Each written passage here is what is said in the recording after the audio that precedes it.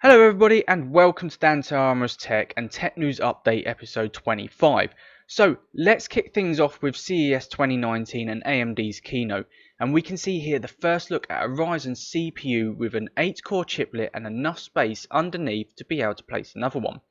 As previously said by myself in other videos, Ryzen has gotten better year on year with more cores, better speeds, better performance, and just giving us a generational increase every time, unlike, unfortunately, Intel.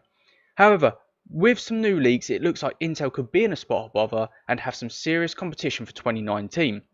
Found once again by Tom Apisak via user benchmark, we can see the first sign of how a Ryzen 7 3700X will perform.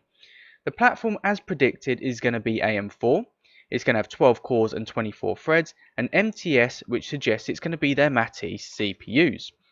So let's move on over to the benchmark itself and have a little look on how this CPU will perform.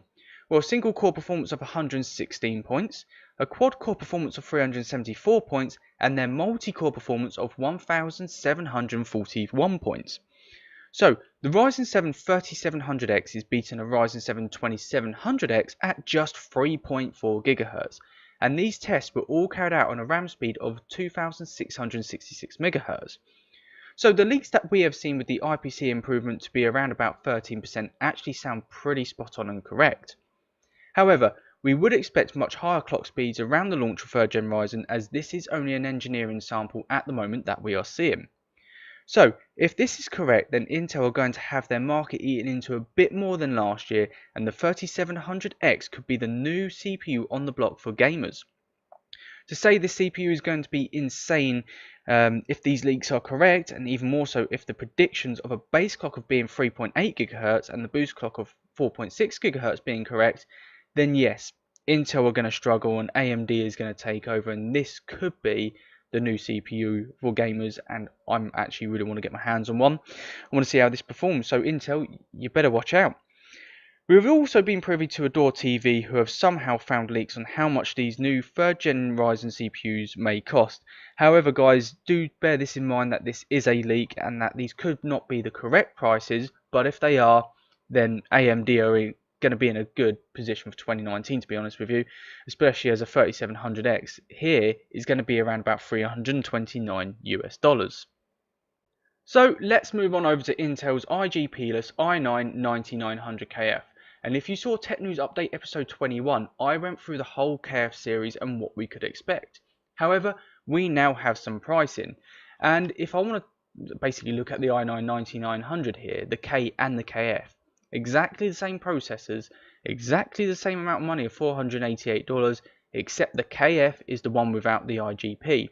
And if you had a 9900K, you could just disable the IGP. So I don't get why Intel are bringing out these KF series where all you could do is disable the integrated graphics on the CPU. My sort of notion is to get more CPUs out there, obviously, but also to compete with the 3rd Gen Ryzen CPUs that are coming out this year. The prices, however, on some of them are absolutely extortionate, and we're going to jump on over to bhphotovideo.com, and we can see here the Intel i7-9700KF and the i7-9700K at two different prices. So the KF, which is the one without the IGP, is $452.50. It's a new release and it's coming soon, whereas the i7-9700K is $410. So for exactly the same processor, there is about $40 difference for just having the IGP disabled, and I don't get it. However, the pricing here could be just a stunt from the retailers to try and catch enthusiasts out early, with it coming soon, it being a new release, and grabbing people's hard-earned money before we even see it come to market.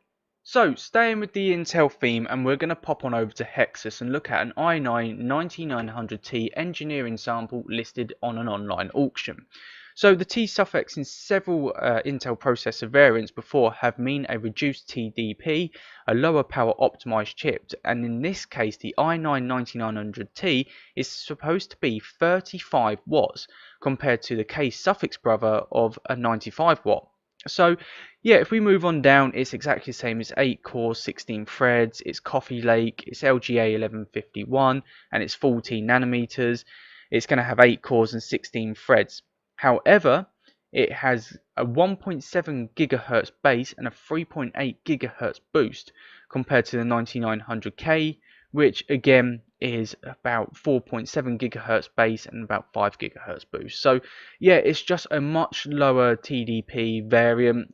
It's going to appeal to, as Tom Hardware suggests, it's going to be for niche system builders looking for a lower power, high core count processor, which could work in favour. However, the 9900KF, as I've just recently explained, is missing the working iGPU portion of the Core i9-9900K and is priced the same, if not higher. So yeah, I just don't get Intel's sort of movements here. But again, if you want to build a lower end powered system and have the same amount of cores and same amount of threads, then yeah, the i9-9900T looks like a pretty good option. However, it does depend on the price. But that's it all for today, guys. If you did like the video, then please do give me a thumbs up. Please do hit that subscribe button. Please do click that bell icon for more notifications from myself. And I shall see you all in the next video.